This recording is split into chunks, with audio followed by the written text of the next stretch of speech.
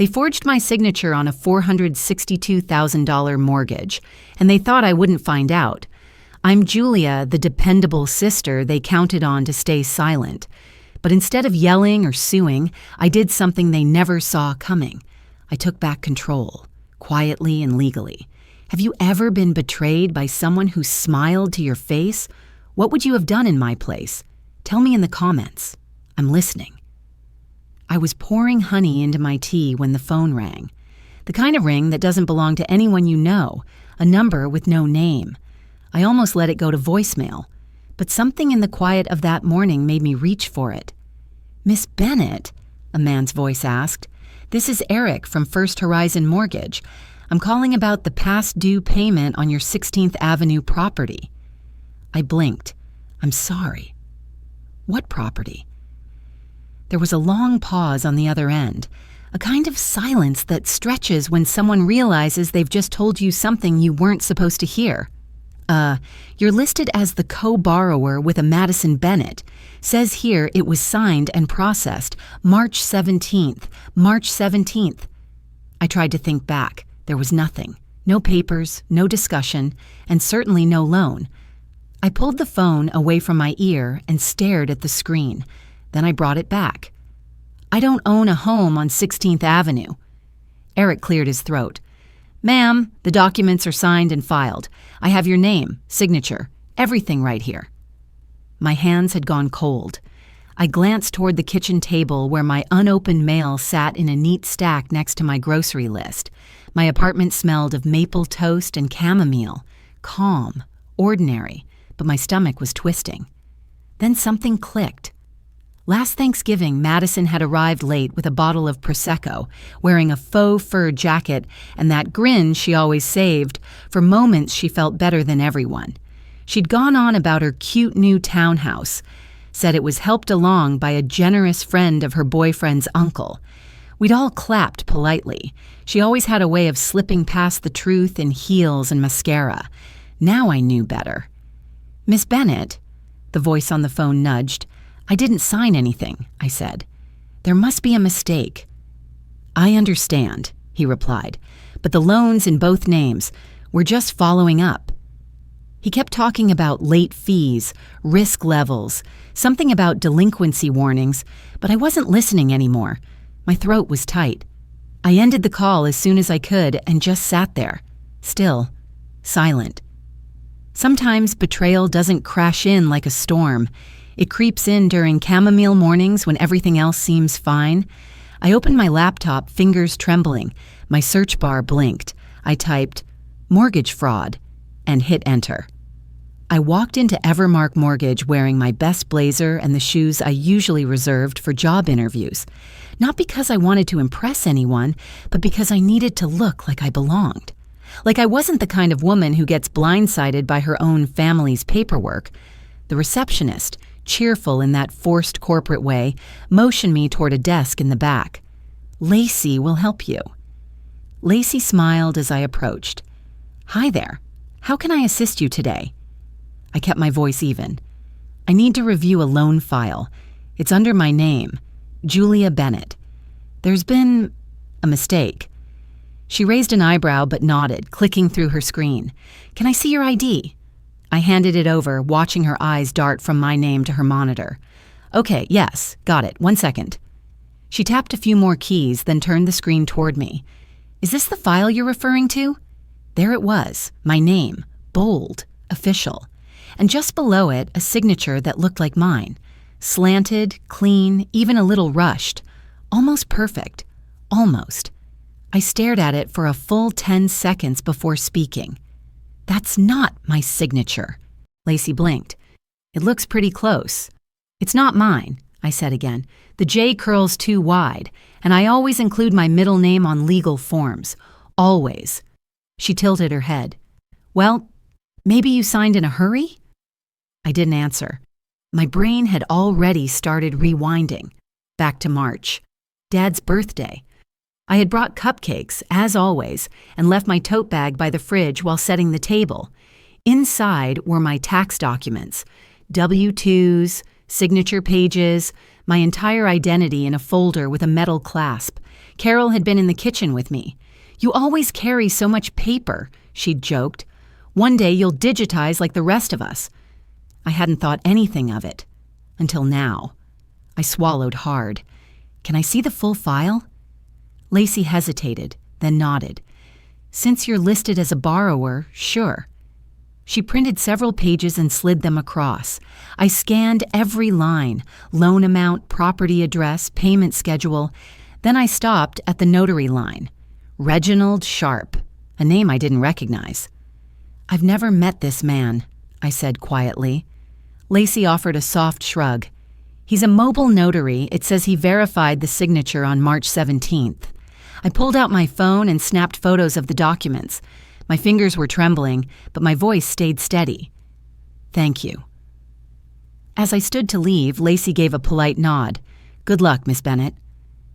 Out in the parking lot, I sat in my car, the pages still in my lap. My throat burned, not from tears, but from heat. The kind that starts low, where hurt and anger sit side by side. $462,000. That was the price tag on my silence. And through the ringing in my ears, I could still hear her voice. My mother. Soft, sweet, deadly. "You're always the dependable one, Julia. We just assumed you'd help." I didn't text. I didn't call. I drove across town with my coat still damp from the rain and a folder in my bag that I hadn't dared look at twice. When I pulled up, the front yard looked exactly the way it always had. Perfect. The hedges trimmed, the mailbox repainted. Mom was in the garden, trimming rose stems with careful, gloved hands, gloves too clean to have touched dirt. Her straw hat tilted at the same angle she wore to church functions. She looked up, startled for half a second, before her face settled into that practiced warmth. "Julia, you should have called." "I needed to talk," I said. "Now." She hesitated. Then she nodded and led me inside like we were about to have tea and catch up on spring recipes. The air in the kitchen was heavy with peach potpourri and something sugary baking. The table was already set: 2 mugs, a dish of shortbread cookies, and a pot of steeping mint tea. It was all too neat, too ready. "I made lemon squares," she said, lifting the plate like that somehow made this a normal afternoon. I didn't sit. "I know about the mortgage." She blinked. Her hand paused over a napkin. Then she gave a small laugh, soft, motherly, dismissive. "Oh, honey, it's just paperwork. You've always been good with finances. We knew you'd understand." "I didn't sign anything." Her smile faltered, but didn't disappear. "Well, you left your documents out that weekend. We figured you wouldn't mind." My stomach twisted. "You forged my signature." At that moment, Dad wandered in from the garage, wiping his hands on an old towel. He looked from me to Mom, then to the table. "Something wrong?" "She found out," Mom said, as if I'd stumbled upon an early birthday present. Dad sighed. "Your sister needed help. It wasn't a big deal." I turned to him. "It's a federal crime." He didn't answer. He just lowered himself into a chair and avoided my eyes. Madison came down the stairs next. Yoga pants, full makeup, phone in hand. She sipped a green smoothie like she was on a talk show. "I thought you said it was fine," she said flatly. "I never said a word." She rolled her eyes. "Well, you didn't stop us. That's the same thing." I stared at her. "You used my silence like it was a signature." She raised one eyebrow. "You're always so dramatic." I took a deep breath. My hands had stopped shaking. That surprised me. I'd expected to cry, to yell. Instead, I felt cold clarity, like everything finally made a cruel kind of sense. I looked at each of them, Mom fiddling with her teaspoon, Dad staring at his feet, Madison smug and unbothered. Then I said, "Next time you need help, call your own name." And I walked out. That evening, I sat in my apartment with the folder still on the counter, the lemon squares I'd brought home untouched. The house was quiet, no TV, no music, just me and a steady hum of thought. I looked up a name someone at work had mentioned months ago. Tom Callahan, property law, not for revenge, for control. Tom Callahan didn't look like a man who dismantled families quietly. He looked like someone's retired uncle. Cuffed sleeves, a tie that hadn't been trendy since Clinton, and the kind of slow, thoughtful movements that made you wonder if he'd forgotten your question until he answered it better than you expected. His office smelled like lemon polish and old paper. Files lined the wall behind him in mismatched cabinets. A brass lamp glowed faintly on his desk, casting soft light over a legal pad filled with small, deliberate notes. "I've seen forgery," he said after I finished, "but rarely this. Calculated." I folded my hands in my lap. They didn't think I'd fight. I've always been the quiet one. He nodded. Quiet doesn't mean weak, just means they weren't listening. I told him about the notary I'd never met, the loan I never signed, and the debt they tied my name to like it was a gift. I didn't cry. I spoke like someone filing a weather report, dry, factual, unavoidable. He gave me 2 options. We can report it, go public, risk them being charged, investigated, or, I asked, or we reclaim control, quietly. I chose the second. We opened an LLC, Maple Hollow. Nothing flashy, just a name, a file number, a mailbox. Tom contacted the lender, made a private cash offer to buy the remaining balance on the loan. The bank didn't ask questions. They were behind on payments and ready to deal. Within 3 weeks, the debt was transferred. The name on the original mortgage? Still there. But the new creditor? Maple Hollow, which meant me. I didn't change the locks. I didn't send a letter. I didn't say a word. Tom handled the filings while I signed page after page in clean blue ink. On the final day, he slid the last document across his desk and tapped where my name now sat. "You don't owe them anything," he said, "but they now owe you." I looked at the signature. Mine, for once. Clean, honest. No loops exaggerated, no initials omitted. There was something deeply satisfying about signing a name no one could steal anymore. Outside his office window, the sun poured down over food carts and passing buses. Life moved on, oblivious to the small war I'd just begun. Tom leaned back in his chair. "So, what's next?" I smiled, folding the folder and slipping it into my tote. "They'll let me know," I said. "Soon enough." And for the first time in months, I wasn't waiting in fear. I was waiting with purpose. The subject line read, "Family dinner, let's reconnect." It wasn't the invitation that made me pause. It was the emoji, that little red heart at the end, like we were still pretending things hadn't happened, like we hadn't all sat in the same room while they rationalized turning my life into a liability. I stared at the email for a full minute, then hit reply. "I'll bring dessert." Tom called me the next morning. "You're sure?" "Yes," I said. "Prep everything. Notary on standby, no noise." He didn't argue, just said, "Text me when you're 5 minutes out."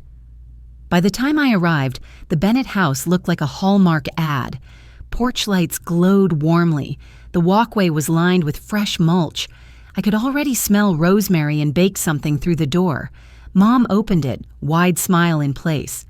"Julia, sweetie, you're early." I wasn't. I just hadn't warned her. Inside, the dining room was immaculate. White candles flickered in glass holders. The good china, the set with the gold rim, was laid out. Wine chilled in a sweating bucket. Napkins folded into fans. It looked like a peace treaty had been staged over kale salad and herb chicken. Dad stood at the end of the table, adjusting his sleeves. He gave me a stiff nod. "Glad you made it." Madison breezed in from the kitchen with 2 bottles of wine, one already uncorked. "We were just saying how we missed your lemon bars." I didn't smile. Dinner unfolded like a play everyone had rehearsed. Small talk, weather, Mom's new gardening podcast, Madison's influencer work, Dad's golf game. No one mentioned March 17th. No one mentioned $462,000. I chewed slowly, listening more to the silences than the words. Their performance was practiced, polished, but under it all, I could feel the tension, like a violin string pulled too tight. After the plates were cleared, I reached into my bag and pulled out a slim manila envelope. I placed it between the salt shaker and the wine bottle. Mom blinked. "What's this?" I took a sip of water. "It's time we update the paperwork." Madison didn't move. Her smile froze, barely cracking. "What kind of paperwork?" "For the house." Dad reached for the envelope but hesitated. Mom's hands went still on the napkin in her lap. I leaned back. "You defaulted on 2 payments. The loan was reassigned." "To who?" Dad asked. "To Maple Hollow LLC," I said. No one spoke. Madison was the first to recover. She laughed, sharp, too loud. "You're bluffing." I didn't blink. "I'm billing." Her fingers tightened around her wine glass. "You can't just—" "I already did." Silence followed. Not dramatic, just heavy, real. They weren't scared, not yet. They were confused, like they'd just realized the ground wasn't as solid as it looked. I stood and placed a small, foil-wrapped tray on the counter. "Peach cobbler," I said. Figured someone would want something sweet. Then I turned, walked to the door, and texted Tom. Documents delivered. The notary's car idled across the street, engine quiet, pen ready. They thought I came to dinner, but I came for the deed. "You always thought you were better than us," Madison hissed as I stood to leave. I paused with my hand on the chair, turned slowly and said, "No." I just finally stopped pretending I wasn't. The room froze. Mom's jaw tightened. Dad's mouth opened, but no sound came out. The notary shifted quietly beside the wall, holding his briefcase like a shield. He didn't need to say a word. His presence was enough. I pulled out the final packet of documents from my tote and laid them gently on the table. "3 options," I said, steady as ever. "Pay the full balance, vacate the property, or sign this lease and stay as tenants at market rate. No favors, no co-signers." Mom looked like she might faint. "You're serious." "I'm precise," I replied. Dad tried the diplomatic route. "We're family, Julia. This doesn't have to be so cold." "You made it cold," I said, "when you put me on a loan without asking." Madison stood and pushed her chair back too hard. "I have a following. People trust me. You're going to ruin everything." "Then tell them the truth," I said softly. "Tell them how you stole your sister's signature because you thought she'd stay silent." No one moved. The only sound was the notary clicking his pen. I slid the lease forward. "Last chance." No one signed. I didn't argue. I didn't plead. I gathered the papers and walked out, letting the notary follow in silence. 3 weeks later, the house was empty. They hadn't fought the notice. They hadn't answered calls. They'd simply left. That morning, I walked the perimeter of the yard. The grass had grown tall, the flower beds overrun. The rosemary bush was still clinging to its shape near the porch, the one Mom always pruned too perfectly. In my hand was a measuring wheel. Each click marked a boundary they never honored. I went back inside and opened my laptop. The LLC needed a new name, the Ledger Light Fund. Eleanor's name, my grandmother's, would finally live again. The woman they erased from photo albums, but who taught me how to hide money in coat linings and never co-sign out of guilt. Now this house, once bought with lies, would fund scholarships for first-generation women in finance, not as revenge, as reallocation. I didn't post about it, didn't brag, just filed the paperwork and watered the basil on my kitchen windowsill. Sometimes peace doesn't come with applause. Sometimes it arrives as quiet as a signature, finally written in your own hand. Looking back, I didn't walk away from my family to punish them. I walked away to protect what was left of myself. And in that quiet decision, I found something louder than anger: peace. Sometimes, the hardest thing isn't standing up to others, it's choosing not to shrink yourself to make others comfortable. When we draw clear boundaries, we're not pushing people out. We're giving love a more honest place to return to, if it ever does. If this story touched something in you, I'd love to hear your thoughts. Maybe you've lived a version of this too, quietly, patiently, Feel free to share in the comments. Someone out there might need to know they're not alone.